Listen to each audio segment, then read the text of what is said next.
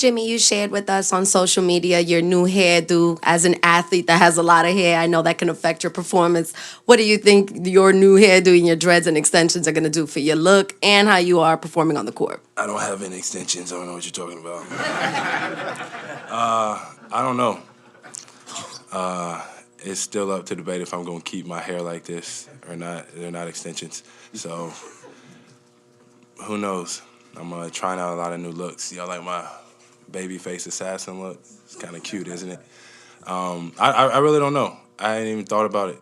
I'm just messing with stuff to make the internet mad. That was my goal this summer, and it worked. Don't take it off. Yeah, thank you. Hi, Jimmy. Just thoughts on the roster remaining largely the same, other than obviously the loss of PJ. I mean, I think we straight. PJ's a traitor. I tell him every single day. But I love that guy. Yeah. That's his style. That's his drip. He ain't clipped. He said he ain't clipped in, so he says his. I got to ride with him. This is mine for sure. There ain't no clipping is going over here, but that's his style. I mean, it's cool to see everybody in the league, just try to do something with their hair, and everybody growing it out. They're going the natural way now, but I'm glad I started a couple years ago. So now it's like y'all following me. Over the course of this summer, during your time to unwind and some of your work, how much thought have you given to Kareem Abdul-Jabbar's record and kind of the likelihood or possibility of setting that? And has that even begun to soak in that at some point this season you could be the league's all-time leading scorer? The only time I've kind of thought about it is when someone, it been posted on social and it's went through my scroll, went through my feed, and I've seen it. And every single time I'm kind of in awe of it, wow, and then certain guys, I don't know who's doing it, but they'll break down if I do this, if I average this, if I'm available for these games, then I can make it and do it here. And I was like, I've never played my career with saying if I do this, then this will happen. Besides just, making sure that I was in the best shape possible going into a season and, being available, But to sit here and to know that I'm on the verge of breaking probably the most sought-after record in the NBA, things that people said would probably never be done. I think it's just super humbling for myself. I think it's super cool, and obviously Kareem has had his differences, with some of my views and some of the things that I do. But listen, at the end of the day, to be able to be in the same, breath as a guy that wore the same uniform, a guy that was a staple of this franchise, along with Magic and big game over there for so many years, especially in the '80s, and a guy that does a lot off the floor as well. I think it's just super duper dope for myself to be even in that conversation. Anytime my name is, mentioned with the greats, if it's, obviously, Wilt or MJ or now Kareem or whatever the case may be. It's just super humbling. You guys always see me use my hashtag, the kid from Akron, and those are the moments where I really think about that kid from Akron, of walking those streets and, either playing basketball where I actually had a basketball in the hoop, or actually just walking around and air dribbling and shooting into an invisible hoop, and counting 5, 4, 3, 2, 1, and making game-winning shots. So. When it get here, I'm not going to put too much pressure on it throughout the season. But I think it's a pretty historical moment when it gets here, and as long as my family and friends are all there, that's the most important for me. Marla Ridenour, Akron Beacon Journal. Yeah, Darius, when you were talking about your workout with Donovan, so when you saw the tweet or heard the news, did you scream? What did you do? I was actually working out as well. So I'm getting texts during the workout, and everybody's just saying, call me. So after my workout, I call, and Kobe actually calls me. He was like, we got something coming in Cleveland. I'm like, what are you talking about? So he was like, we just got Donovan Mitchell. in a trade. So, I mean, I'm just running around the gym. I'm happy. I'm screaming in the gym.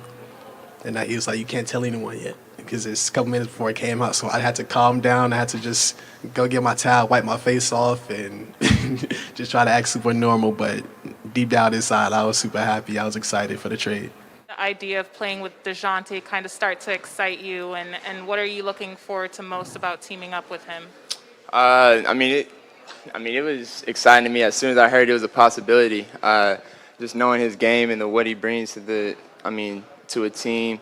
It's hard to really point out what he's great at, but he's good at everything, like defense, scoring, passing, really rebounding, playmaking. He's really good at everything. So just having somebody, who's, just as a competitor as I am in the backcourt with you, it's gonna be fun. I can't wait to start playing. Hey Tyrese, were you ever able to find some good soul food in Atlanta? Yeah, for sure. I've definitely found some good soul food. It's kind of what I've been eating a lot of. I don't really eat meat. I'm a pescatarian, so eat a lot of soul food, and the soul food in Atlanta is definitely better than where I was in Connecticut, for sure. Darius Josh from CBS 58. Good to see you, Drew. Want to ask you about one of the other few new faces on the team, Joe Ingles. Kind of what do you feel like he can bring to the club once he actually is able to get out on the court? Joe is one of the ones that you hate to play against. Like, he's an asshole playing against him. I'm not even going to lie to you. Playing against him is the worst because he's physical. He's kind of dirty, and he talks trash, boy. But now that he's on my team, I'm happy. So getting him back, getting him healthy, what he brings to our team and what he brings to the game, I love. During that series against the Celtics made it like a real priority to run you off the line, make sure even on like the fake single dribble, they were still running you off. Is that something you kind of thought about? I'm ready now. Yeah, I worked on my game a lot this summer. That series was like what I needed to. I don't know when your team found out Greece wouldn't have Giannis in that game. So I'm curious, did you game plan, and what was that sort of like to be on the other side of it of game planning for him? It was funny. I wanted to guard him, or me, or one of my the teammates, Toko. We prepared for him. I'm not gonna say what we did. It's like a secret, but we were looking forward to it. Like, it's so funny how big Giannis is in Europe. So we found out he's not playing. Everybody's upset in the locker room.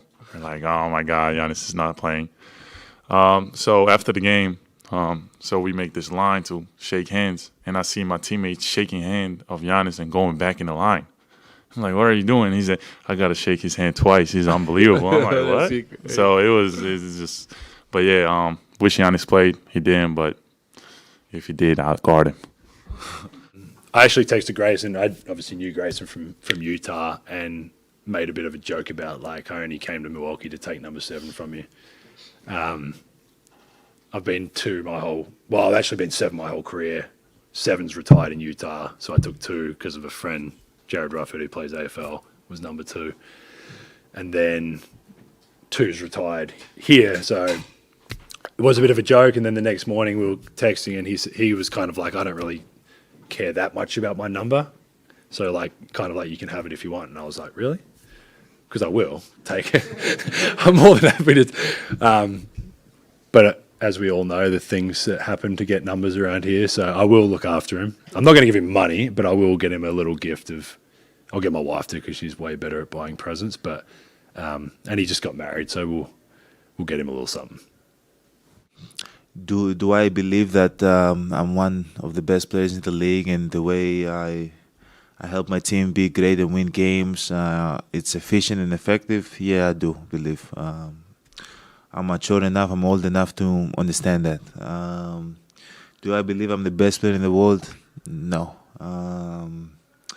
I think the best player in the world is the person that is the last one standing.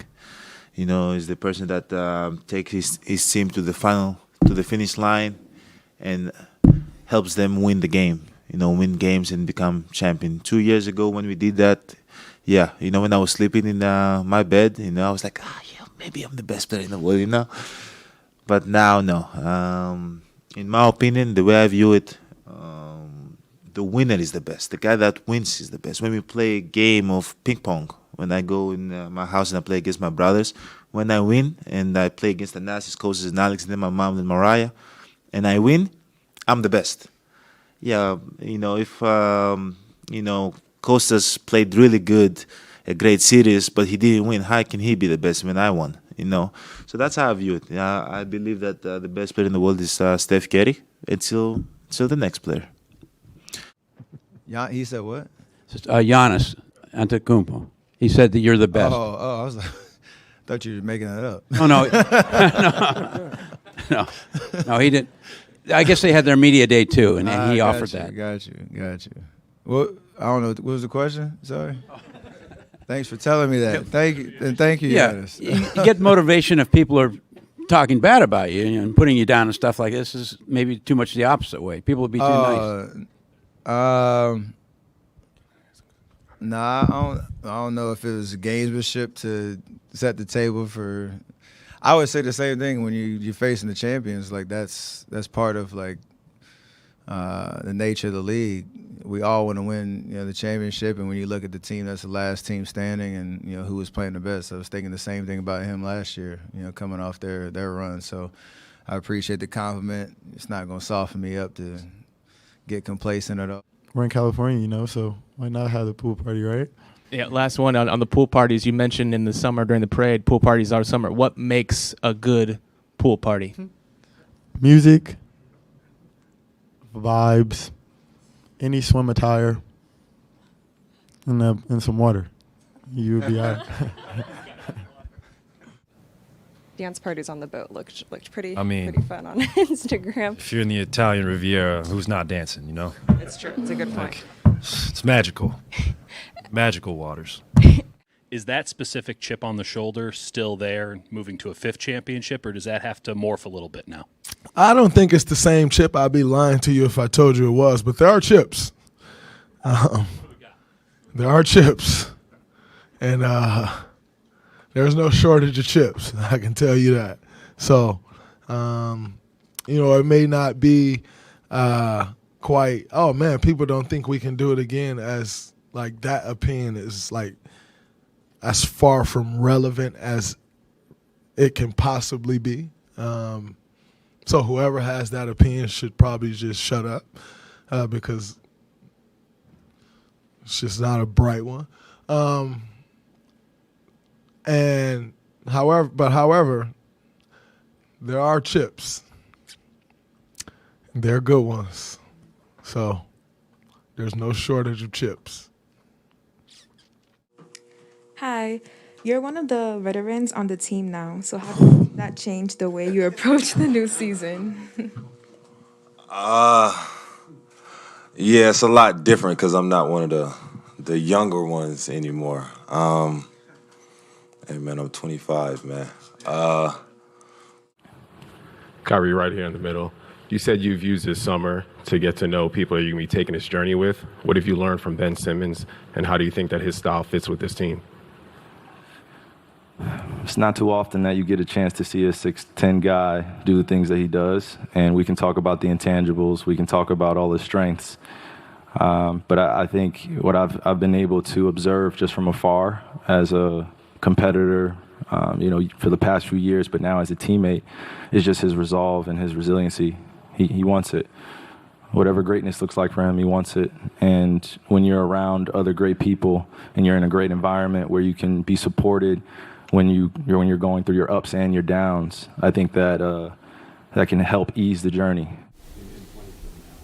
I mean, it's a lot of feelings, where you represent your country, you basically give up your summer to play for your country, I really respect everybody that does that.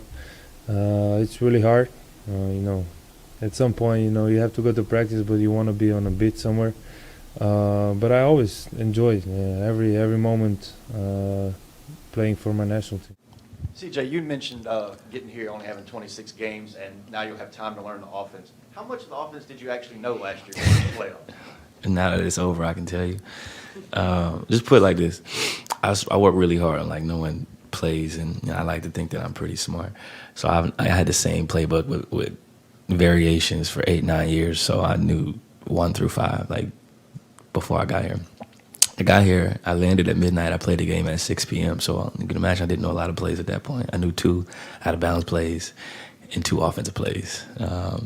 As the season progressed, I learned a lot of the plays, but there was a couple times in the playoffs where Willie would call a play, and I'll be breaking the ball up, and I'll be like, I don't know what that is. And I would look at Larry, and he'd be like, I don't know either. So, I mean, it was trial and error. We learned on the fly, and I did my best. We asked Griff about CJ's extension, and he said, hey, CJ said he wants to be here. Boy got a lot of money, don't he? Yeah. I think about him pick up the tab, but I said, pick up a couple tabs. Maybe more smoothies, going from a bench role to a starting role, being that I am the smoothie king. It's probably the main difference. Last thing, I am Iron Man. I guard everybody, so. Exactly. Yeah, I mean, nothing changes for me. I'm going to work again. Coach, who you want me to get? You want me to get LeBron today? Yeah, go ahead, get him, Pat. You know, Pat, who you want? You want KD? Yeah, I want him. All right, there you go, Pat. You know, so like, yeah, it don't change for me. It's just, you know, I'm a blue collar guy. Coach, tell me what you need to be done, I'll do it. You know, I'm that guy. So. Questions for you. What was the most enjoyable thing you did this summer that was not basketball related? Most enjoyable thing. I don't know. Probably Was that good or? Yeah, I had a good summer, but the most enjoyable thing, I don't know. I guess reading a book. What book?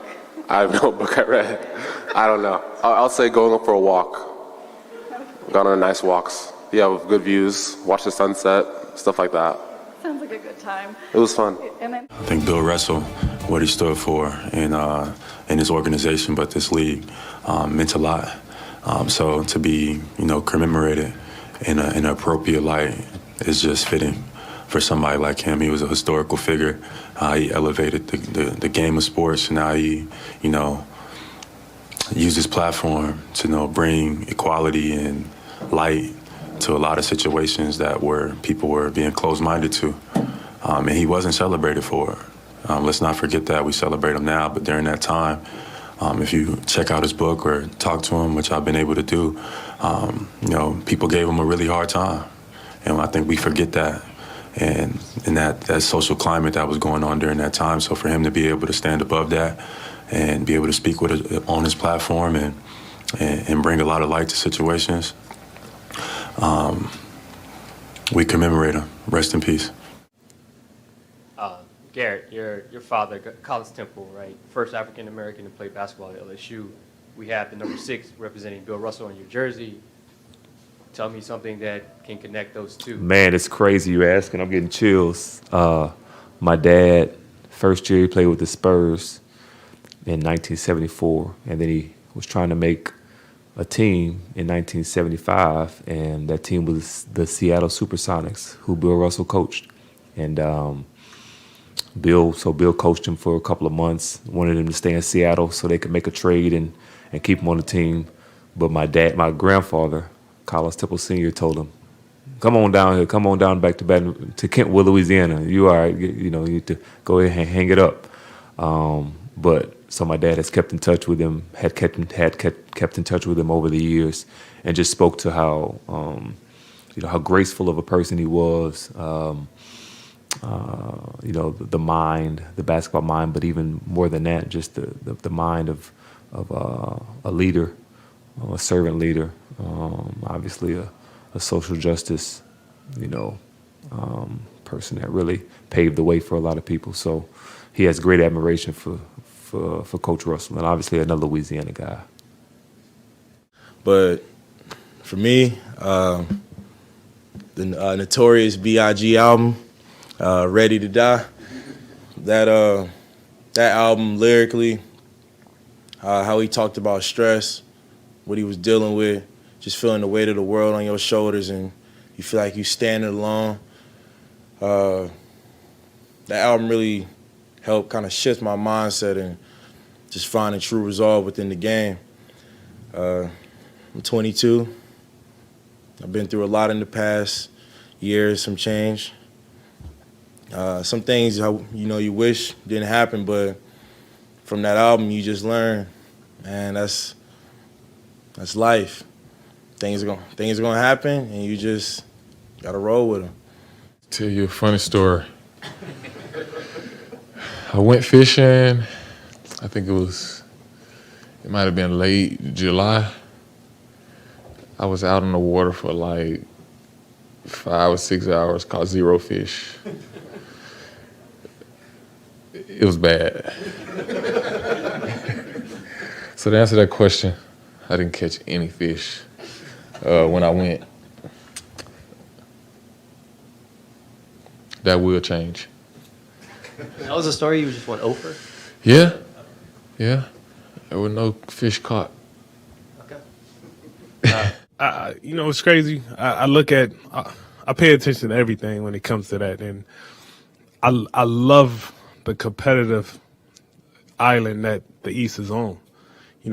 That's what brings the best out of you when you have the best around you, and you got to compete. And for me, people get so caught up in the rankings and this and that. I think for me, you put me in a room with the best is going to bring out the best in me, and that's the approach that we're going to have to take this whole season with. All right, questions for Ja.